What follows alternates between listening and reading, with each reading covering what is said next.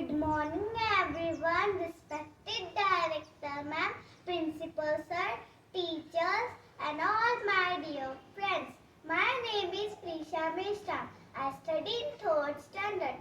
Today I am going to speak about my favorite freedom fighter of our nation, Shri Bal Gangadhar Tilak.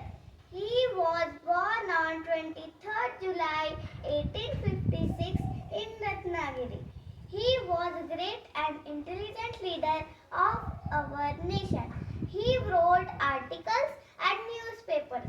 He inspired people to come together and fight against Britishers.